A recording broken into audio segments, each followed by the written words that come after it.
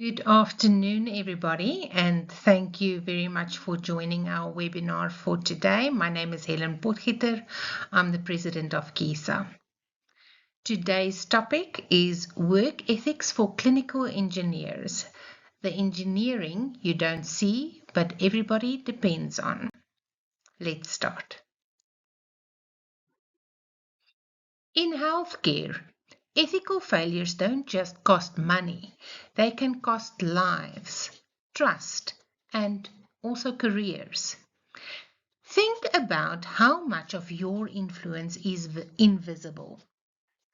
You shape what gets bought, what gets accepted, what gets signed off, and what gets escalated.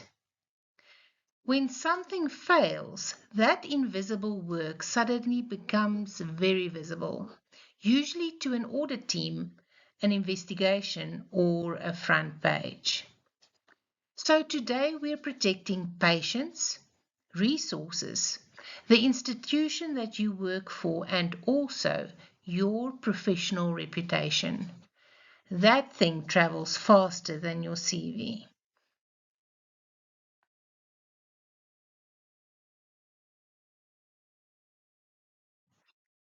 Clinical engineers often run on an engineering operating system. Specs, standards, risk management, preventive maintenance, root cause analysis, even evidence-based decisions. But procurement and business run on a different operating system. Incentives, budgets, timing, vendor relationships, competitive advantage, and yes, politics. Here is the key. You can be technically correct and still be ethically wrong, or even just look wrong, which can sometimes be nearly as damaging. Ethical blind spots usually live at the interface between those two operating systems, and today we are debugging that interface. When I say work ethics, I don't mean being nice or hardworking. I mean professional reliability under pressure. Pressure is real. Deadlines, clinicians' demands, vendors pushing, budget constraints. Under pressure, ethics becomes your ability to stay independent and objective, transparent, especially when dealing with procurement, accountable and traceable. Someone must be able to follow your logic at a later stage. Confidential, protecting patients, suppliers, and also your company IP. Competent and due care, knowing your limits and when to ask for help. And then the classic line is, ethics is what you do when no one is watching. No one would know, and it would benefit you. In South Africa, this is also sitting under professional expectations. If you're an EXA registered engineer, professional conduct is not optional. Add the POPI Act when you touch data, and suddenly work ethics is a very real world situation. When we look at compliance, it says follow the rules. Those are the policies and the standards and the checklists, approval processes.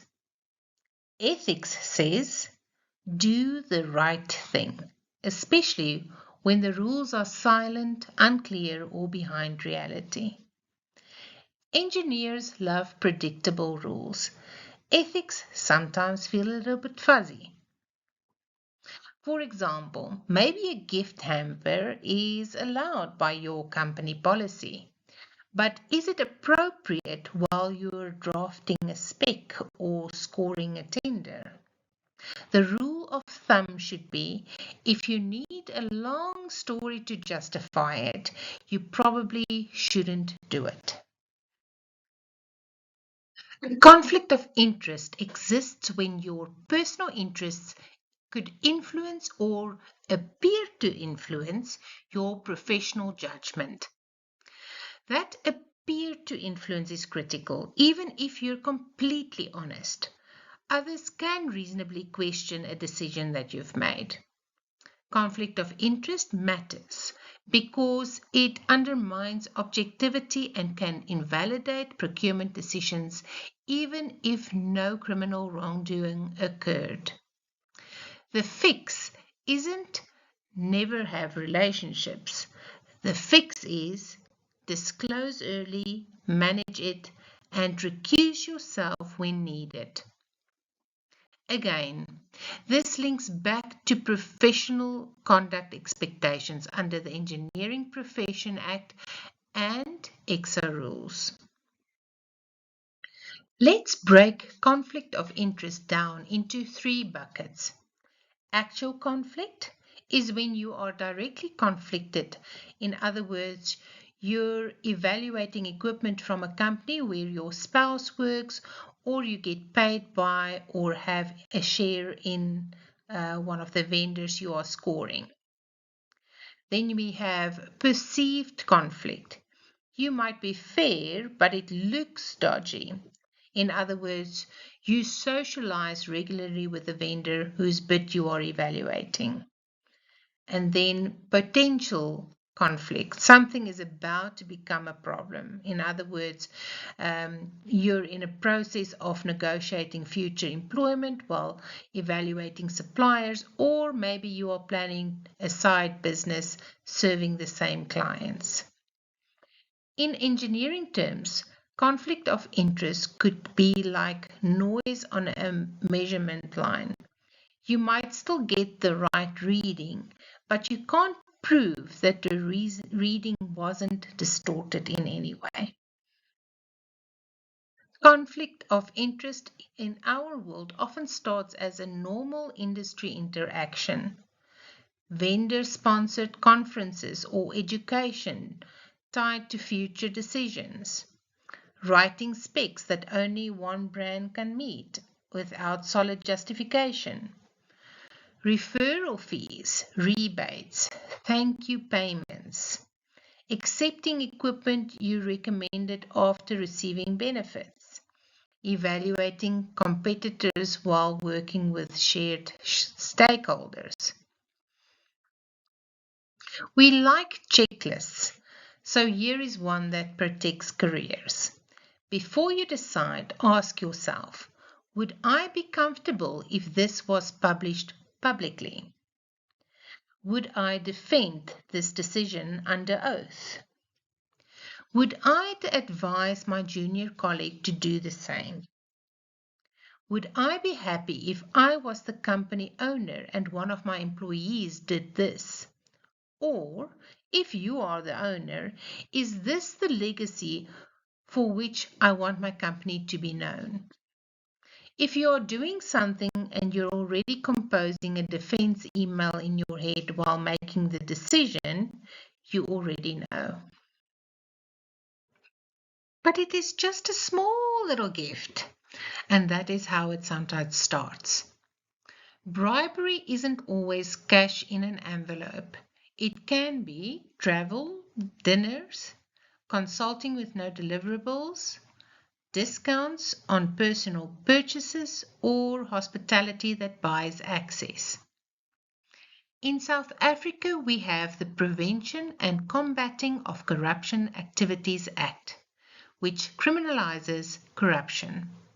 And in many organizations, especially public entities, gift or hospitality rules and supply chain management rules are strict.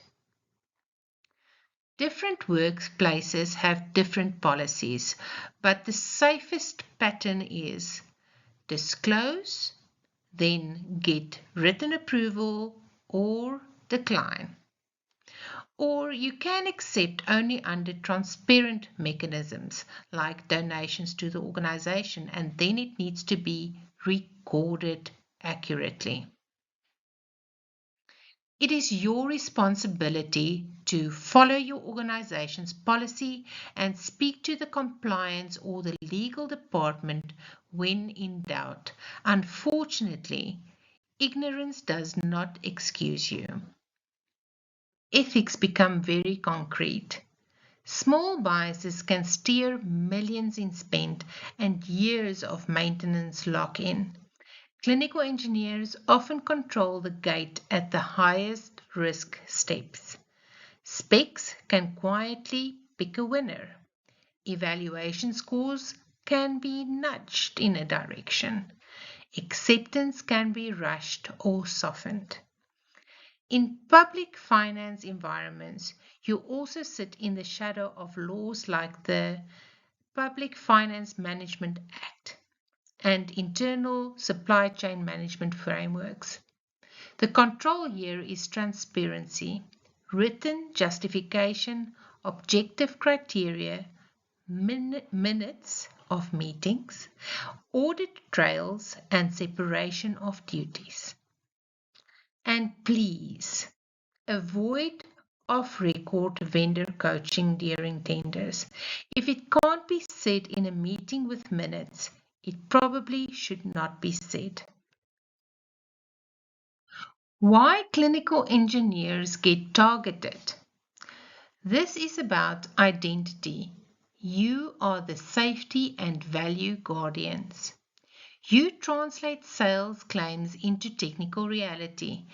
Executives lean on your recommendations. Clinicians trust your judgment. You influence long-term service contracts and consumables. You can delay or stop unsafe go-lives. So if you tilt the scale, the entire system tilts. And once vendors learn that the relationship management beats technical merit, the whole market degrades and the profession loses its trust. Moonlighting. Moonlighting isn't automatically wrong. Many people do it for legitimate reasons. The risk is when it creates divided loyalty, misuses employer resources, leaks confidentiality, or it adds to fatigue.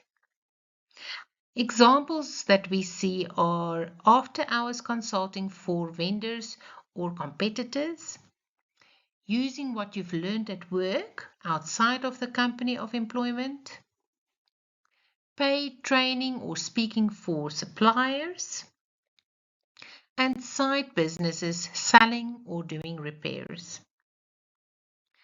First, check your contract with your employer policy. Disclosure, approval, non-compete, and confidentiality clauses are usually very clear on these matters. Moonlighting becomes unethical when your decisions benefit yourself or your side client, and that creates a divided loyalty. You use your employer's resources, like the tools, spares, service accounts, data, or even your time for which your employer is paying. You compete with your employer's services or tender against them. Your availability or your performance drops. Like, for instance, if you're just too tired to work because of your side hustle. Confidential information leaks into your side work.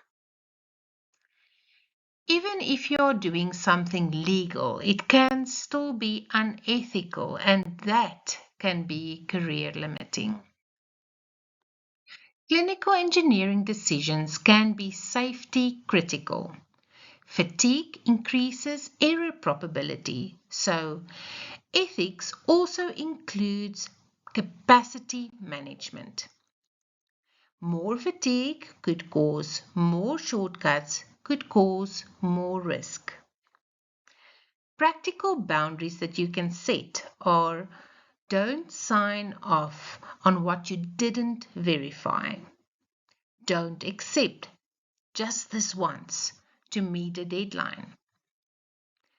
Escalate unsafe practices. And then, lastly, treat your rest as a control and not a luxury. If your acceptance test is powered by coffee and hope, please stop now. As technical people sometimes think of IP as patents. In practice, however, IP can also be specs and tender templates you have developed, commissioning or acceptance protocols, lifecycle costing models, dashboards, strategies, training materials, diagrams, and documents. In the consulting world and technical services, IP often is the business. The highly trained specialist, trade secrets, strategies, databases, software, contacts. The real question here is ownership and the permitted reuse. We often find that the individual would think that because they were the developer of a database or a document that they can use it however they like. But ownership lies with the employer, the one who paid you for your time to develop it. Once again, you can refer to your employment contract, company policy, and in some cases, like in projects, there might be an NDA. Most IP breaches don't actually come from evil intent. They come from convenience. For instance, taking a template to a competitor thinking, well, I wrote it, it must be mine. Reusing confidential tender documents, specification or pricing structures just to save time. Sharing reports, drawings, models outside of approved channels. Emailing work to your personal accounts for easy access. Uploading client documentations to unapproved cloud services. I know that there's certain companies that prohibit the use, for instance, of Dropbox. Intent, unfortunately, doesn't erase impact. Treat documents like controlled spares. Track them, store them properly, and return them. In some cases, destroy them so that they do not land in the wrong hands. Here are some practical controls that you can use to protect IP and also, of course, yourself. Make sure that you label sensitive documentation as confidential. Use approved storage and access controls. Make sure that you've got your passwords on the documents that are sensitive. Keep vendor interactions documented. Meetings should be minuted, and if you have a discussion, follow it up with an email.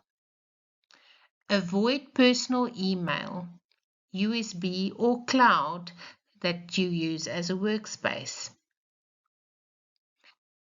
On role changes, do exit hygiene. If you have to hand over to another person, make sure that you return document, delete it, or hand it over to the next person with record. If it would hurt your organization if it was leaked, treat it as confidential by default. And then remember, the IP law in South Africa includes the Copyright Act and the Patents Act, but organizational contracts usually decide a lot of the practical who owns what. We are often asked to be diplomatic. Diplomacy is fine. Distortion is not. Ethical reporting should always contain fact-based findings and evidence. Make sure that risks are clearly stated, whether it is patient, operational, or financial. All decisions need to be traceable. who approved what and when. Edits should not be a mystery. Make sure that all changes are documented and motivated. Ethical courage is when you are delaying go lives when safety isn't proven, even if management or clinicians are screaming in your ear. Rejecting non-compliant equipment or incomplete commissioning. Escalating risk through formal channels. Refusing to sign for work when you were not the one that verified it. Standing firm when the argument is, well, everybody does it. Just remember that a short-term discomfort gives long-term credibility. Good vendor relationships are necessary. The goal is fairness and defensibility.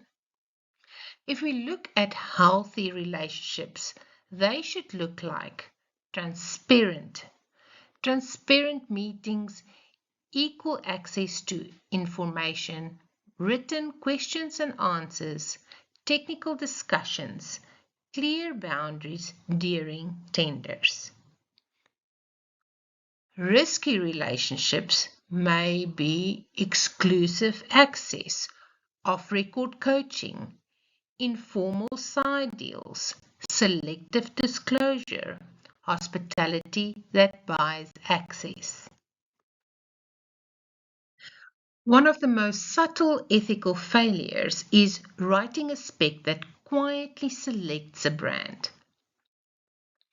To avoid this, we need to make use of bias proofing. Bias proofing means that you prefer functional and performance requirements over brand features. You can justify every must-have with a clinical or operational need. You avoid proprietary terms unless there is a documented reason for it. You separate must-haves versus nice-to-haves and score accordingly. Make sure that the must-haves and the important items are highly weighted.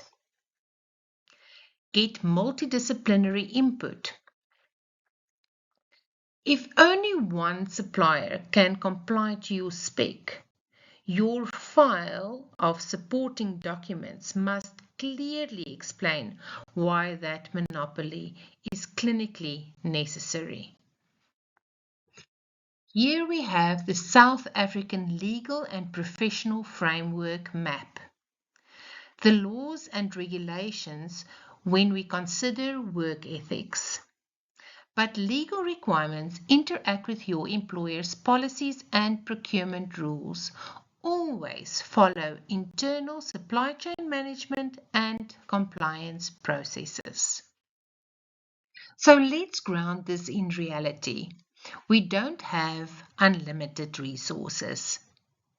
Budgets are constrained, and a decision today can lock an institution into years of consumables and service costs.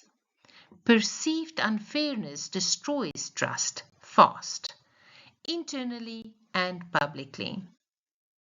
Good ethics isn't extra admin, it is how we get value for money and better patient outcomes. It's part of clinical governance, protecting patients and our resources. Here is your take-home checklist. Controls that you can either implement or you can ask for. Declare conflicts early and make sure that it is in writing. Recuse yourself when needed.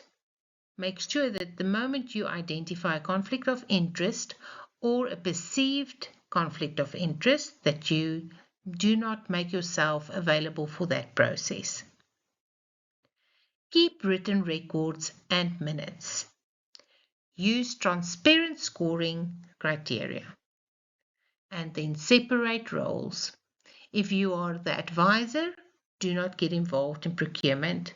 If you are involved in procurement, do not do the acceptance. Know your employment contract, the clauses on confidentiality, IP, and outside work. Culture beats policy when deadlines bite. What do I mean by this?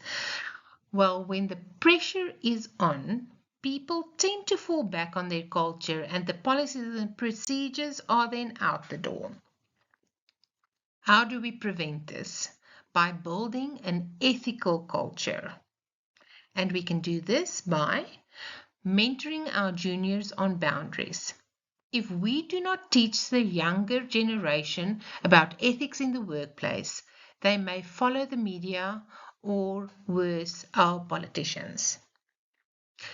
Talking about dilemmas, discuss grey zones and fuzzy unknowns. Reward transparency and not heroic shortcuts. Using peer reviews on specs, scoring, and acceptance sign-offs. Every now and then, just ask a colleague to check your work. Normalizing putting it in writing. If you have a discussion, follow it up with an email and make this a habit. Let's be calm and realistic, just factual. Ethical failure can lead to disciplinary action, dismissal, blacklisting, tender challenges, investigations, litigation, criminal exposure depending on the conduct, reputational damage. And it rarely stays hidden. Most investigations don't start with whistleblowers, they start with paperwork. Inconsistent minutes, unexplained scoring changes, missing declarations, odd email trails. On the positive side, though, ethics isn't only don't do bad things, it's a leadership advantage. Ethical engineers earn trust from executives and clinicians. That trust buys you freedom to make the right call. It gives career longevity in a small industry. It opens doors into standards, governance, and policy. Your reputation becomes a portable asset, and in procurement especially, people remember who was fair. My final thoughts for today. Ethics is like preventive maintenance for your career. 3 habits to take back. Declare conflicts early so that there are no surprises. Document decisions and make them defensible. Decide with patience in mind. The public interest comes first, always. Thank you. Should there be any questions or comments, please feel free to contact the administration at admin@kisa.org.za. We are looking forward to hearing from you. Goodbye.